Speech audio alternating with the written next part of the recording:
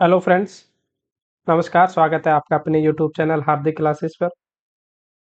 Friends, हम बात कर रहे हैं आरआरबी एलपी टेक्नीशियन 2024 में जो साइंस आपको पूछी जाएगी उसके क्वेश्चंस और उसके उत्तर के बारे में।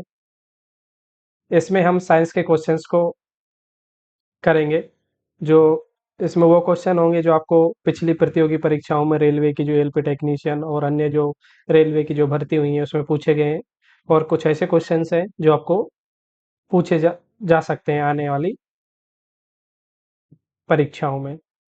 तो आइए शुरुआत करते हैं धमाकेदार क्वेश्चंस के साथ अपनी धमाकेदार क्लास की।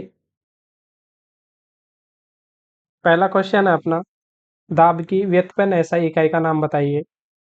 Option A joule, option B newton, option C watt, D pascal. तो आपको दाब की व्युत्पन्न SI इकाई का नाम आपको पूछा गया है। क्या हो जाएगा दाब की व्युत्पन्न SI इकाई का नाम? पास्कल। ऑप्शन डी इसका आंसर हो जाएगा। पास्कल क्या है? दाब की व्युत्पन्न SI इकाई है। दाब दाब क्या होता है? दाब बराबर बल बटे क्षेत्रफल। ये क्या है इसका? जो मूल राशियां हैं उसके संयोजन से जो SI मात्रक है दाब बराबर क्या होता है? वो होता है दाब बराबर बल बटे क्षेत्रफल। और जो व्युत्पन्न SI इकाई है दाब की वो क्या है आपकी? पास्कल है। तो दाब की व्युत्पन्न SI इकाई क्या है? पास्कल। ठीक है, अगला क्वेश्चन देखते हैं अपना। क्वेश्चन है, ज्योति तीव्रता की SI इकाई क्या है? ज्योति तीव्रता को किस में मापा जाता है? SI इकाई क्या है? Candela, ampere, kelvin, metre. तो ज्योति तीव्रता का जो SI मात्रक है वो क्या है? कैंडेला। ज्योति तीव्रता का SI मात्रक क्या है? कैंडेला है। ध्यान रखना, बहुत बार ये क्वेश्चन पूछा जाता है, इंपॉर्टेंट क्वेश्चन है। अगला क्वेश्चन देखते हैं अपना। संवेग की SI इकाई क्या है? संवेग kilogram metre per second, kilogram metre per second square, kilogram metre square per second, kilogram metre square per second square. क्या है संवेग की SI इकाई? तो option A kilogram metre per second क्या है इसकी संवेग की SI इकाई है। ध्यान रखना, ये क्वेश्चन सारे आपको पिछली एग्जाम्स में RRB LP technician, RRB NTPC में पूछे जा चुके हैं। तो संवेग की SI इकाई क्या है? किलोग्राम मीटर पर सेकंड है। अगला क्वेश्चन देखते हैं अपना। अगला क्वेश्चन है अपना, 10 की पावर 18 10 की घात 18 को रूप में भी जाना जाता है। 10 की घात 18 को किस नाम से जाना जाता है या किस रूप में भी जाना जाता है? तो 10 की घात 18 को ऑप्शन ए आपका गीगा, बी टेरा, सी पेटा, डी एक्सा। तो 10 की घात 18 को एक्सा के नाम से जाना जाता है। 10 की घात 18 को क्या बोलते हैं? एक्सा। इसका जो प्रतीक है, एक्सा का प्रतीक क्या है? ई है। 10 की घात 18 को एक्सा के रूप में जाना जाता है। ठीक है। गीगा क्या होता है? 10 की घात 9 को क्या बोलते हैं? गीगा। टेरा क्या होता है? तो आपका 10 की घात 12 को क्या बोलते हैं? टेरा बोलते हैं। और 10 की घात 15 को क्या बोलते हैं? पेटा बोलते हैं। तो आप इनको ध्यान रखना। ठीक है। 10 की पावर 9 को गीगा, 10 की पावर 12 को टेरा और 10 की पावर 15 को पेटा बोलते हैं। और 10 की घात 18 को क्या बोलते हैं? एक्सा बोलते हैं। ठीक है, ये भी आप सारे ध्यान रखना। अगला क्वेश्चन है अपना, ऊष्मा का ऊष्मा का मात्रक कैलोरी है जो कि लगभग बराबर होता है 1 जूल, 2.2 जूल, 4.184 जूल, 4.80 जूल। तो कैलोरी, एक कैलोरी बराबर किसके बराबर होता है? 4.184 जूल के बराबर होता है। अर्थात एक कैलोरी बराबर 4.184 जूल। ऊष्मा का मात्रक क्या है? कैलोरी है। और 1 कैलोरी बराबर क्या होता है? 4.184 जूल होता है। अच्छा क्वेश्चन है, ध्यान रखना, पूछा जा सकता है। अगला क्वेश्चन देखते हैं अपना। इलेक्ट्रॉन वोल्ट किसकी इकाई है? इलेक्ट्रॉन वोल्ट किसकी इकाई है? आवेग की, पावर की, करंट की, ऊर्जा की? जो इलेक्ट्रॉन वोल्ट है वो किसकी इकाई है? ऊर्जा की इकाई है। ठीक है, ध्यान रखना, इलेक्ट्रॉन वोल्ट ऊर्जा की इकाई है। तो इलेक्ट्रॉन वोल्ट ऊर्जा की इकाई है। तो इलेक्ट्रॉन वोल्ट के द्वारा परमाणु परमाणुीय और नाभिकीय स्तर पर ऊर्जा के आदान आदान प्रदान की क्या की जाती है?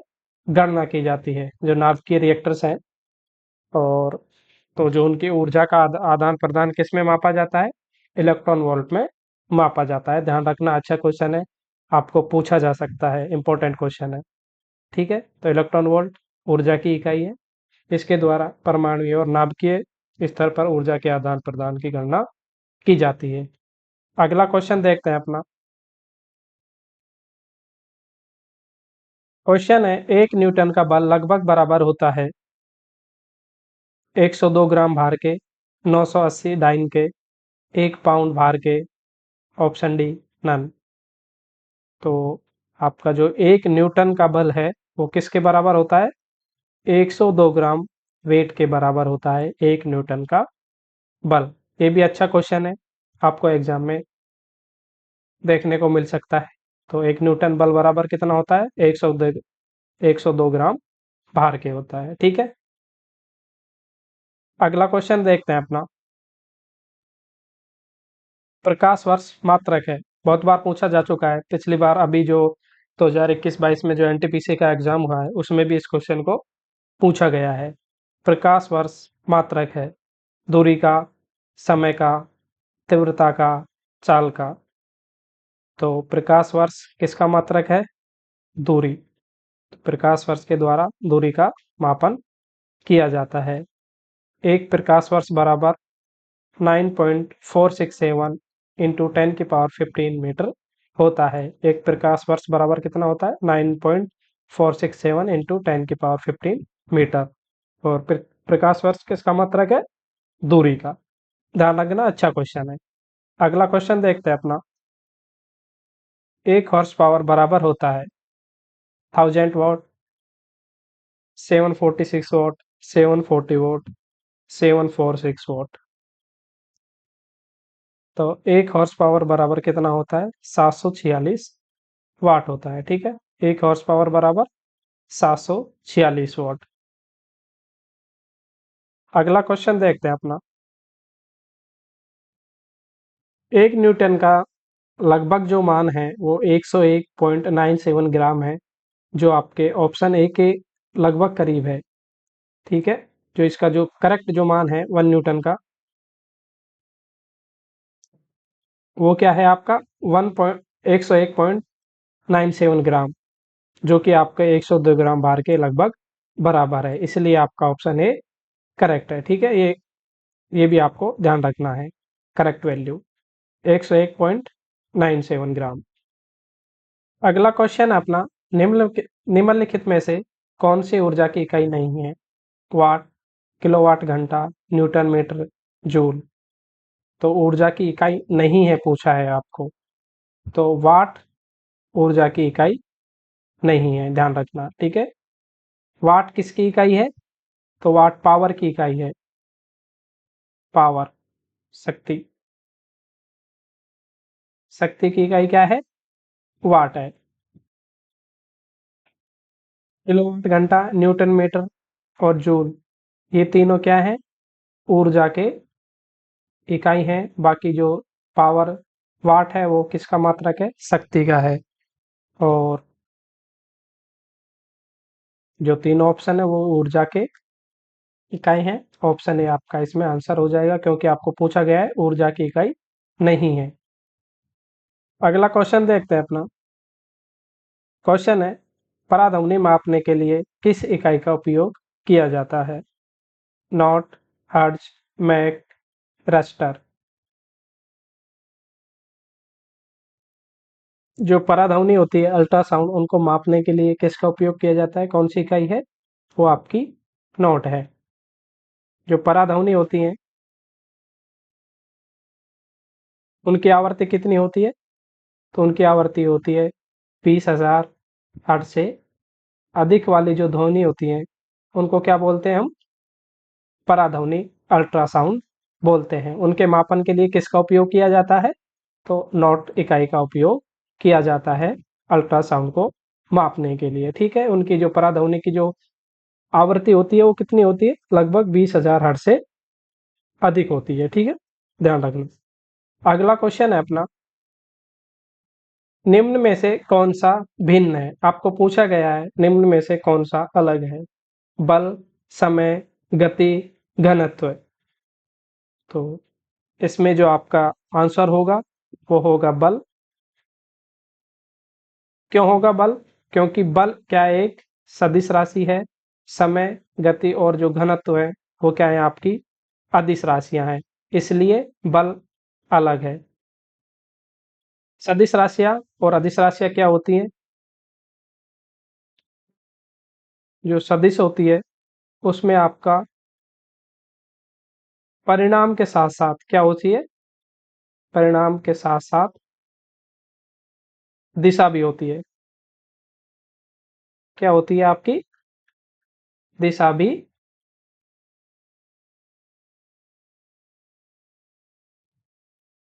जिन राशियों में परिणाम होता है साथ में क्या होती है, एक दिशा होती है, पर्टिकुलर दिशा होती है, वो क्या कहलाती है, आपकी सदिश राशियां कहलाती हैं। और जिनमें केवल परिणाम होता है, कोई दिशा नहीं होती, क्या कहलाती हैं, आपकी अदिश राशियां कहलाती हैं। तो बल क्या है, एक सदिश राशि है। आप तो बल तो सभी ने लगाया होगा, किसी ने हल्का बल लगाया होगा, किसी ने भारी बल लगाया होगा। ठीक है, तो हम जब बल लगाते हैं किसी वस्तु में, तो उसको क्या, जिस दिशा में बल लगा रहे हैं वो वस्तु उसी दिशा में क्या होगी, पुश होगी, मूव करेगी। तो बल क्या है, एक उसका कुछ परिणाम भी होता है, साथ में क्या होती है, दिशा होती है। तो क्या होता है, वो सदिश राशि, और जिनका केवल परिणाम होता है वो अदिश राशियां होती हैं। ठीक है, तो बल इनमें से क्या है, भिन्न है। समय, गति और घनत्व क्या है, आपके अदिश राशियां हैं। ध्यान रखना, अच्छा क्वेश्चन है। इनमें से और भी क्वेश्चन बन सकते हैं। मैं सदिश और अदिश की आपको परिभाषा बता दिया हूँ। अगला क्वेश्चन देखते हैं अपना। अगला क्वेश्चन अपना, हवा की गति मापने के लिए निम्न में से किस उपकरण का उपयोग किया जाता है, यूडोमीटर, एनीमोमीटर, एमीटर, एग्रोमीटर। तो हवा की गति मापने के लिए कौन से यंत्र का उपयोग करते हैं, तो एनीमोमीटर का उपयोग हम हवा की गति मापने के लिए करते हैं। ऑप्शन बी इसका आंसर हो जाएगा। ठीक है, ऑप्शन बी, एनीमोमीटर हवा की गति मापने के लिए उपयोग किया जाता है। अगला क्वेश्चन है अपना, 1 नैनोमीटर क्या है, 1 नैनोमीटर लगभग बराबर होता है। ऑप्शन ए 10⁻⁹मीटर, option B 10⁻⁻8 metre, option C 10⁻⁻10 metre, option D 10⁻⁻11 metre. तो 1 नैनोमीटर लगभग बराबर कितना होता है, 10⁻⁹मीटर होता है 1 नैनोमीटर। ठीक है, अच्छा क्वेश्चन है, ध्यान रखना। ये भी आपको एएलपी टेक्नीशियन 2018 वाली जो वैकेंसी थी उसमें पूछा गया है ये क्वेश्चन। 1 नैनोमीटर लगभग बराबर होता है 1 नैनोमीटर, तो 10⁻⁻9 मीटर होता है 1 नैनोमीटर के। ठीक है, जो नैनोमीटर का जो प्रतीक है वो क्या है, एन है। ठीक है, नैनोमीटर 10⁻⁹मीटर और उसका प्रतीक है जो एन है। ठीक है, अगला क्वेश्चन देखते हैं अपना, ओजोन परत की मोटाई मापी जाती है, डेल यूनिट, डेसिबल्स, डॉप्सन यूनिट, सेवरेट यूनिट। ओजोन परत की जो मोटाई है वो किस में नापी जाती है, आपकी डॉप्सन यूनिट में नापी जाती है ओजोन परत की मोटाई। ये भी आपको एक क्वेश्चन भी आरआरबी एनटीपीसी 2022 जो सेकंड एग्जाम हुआ था उसमें पूछा गया है। आगे भी पूछा जा सकता है, ध्यान रखना। ये आरआरबी एनटीपीसी सीबीटी 1 में पूछा गया था। ओजोन परत की मोटाई, तो इसकी जो इकाई है वो क्या है, डॉप्सन यूनिट में ओजोन परत की मोटाई को मापा जाता है। अगला क्वेश्चन देखते हैं अपना। परिपथ में धारा के प्रवाह की दिशा दिखाने के लिए किस यंत्र का उपयोग किया जाता है? Voltmeter, ammeter, galvanometer, RPM meter. जो परिपथ में धारा का प्रवाह की दिशा दिखाने के लिए कौन से यंत्र का उपयोग किया जाता है? तो गैल्वेनोमीटर का उपयोग किया जाता है परिपथ में धारा की प्रवाह को की दिशा दिखाने के लिए। ठीक है, ये भी आपको क्वेश्चन पूछा गया है रेलवे के द्वारा। आज के लिए इतना ही। तो फ्रेंड्स, आज के लिए इतना ही काफ़ी है। हम इस यूट्यूब चैनल पर आपको जो रेलवे भर्ती की जो साइंस से जुड़े हुए जो क्वेश्चंस हैं उनकी सीरीज में हम अच्छे अच्छे क्वेश्चंस आपको प्रोवाइड करवाएंगे। यदि आपको पीडीएफ चाहिए तो आप मेरे को कमेंट बॉक्स में मैसेज कर सकते हैं, मैं आपको पीडीएफ भी प्रोवाइड करवा दूंगा मेरे टेलीग्राम चैनल पर। ठीक है, कुछ डाउट है आपको रेलवे में से संबंधित कुछ जानकारी चाहिए तो आप मेरे से पूछ सकते हैं, क्योंकि मैं रेलवे से जुड़ा हुआ हूँ। ठीक है, आज के लिए इतना ही। Thank you. यदि आपने यूट्यूब चैनल को सब्सक्राइब नहीं किया है तो यूट्यूब चैनल को सब्सक्राइब जरूर कर लें। वीडियो को फ्रेंड्स के साथ जरूर शेयर करें ताकि वो भी अच्छे क्वेश्चंस को देख सके और अपने आने वाली परीक्षाओं में अपना सिलेक्शन सुनिश्चित कर सकें। Thank you so much.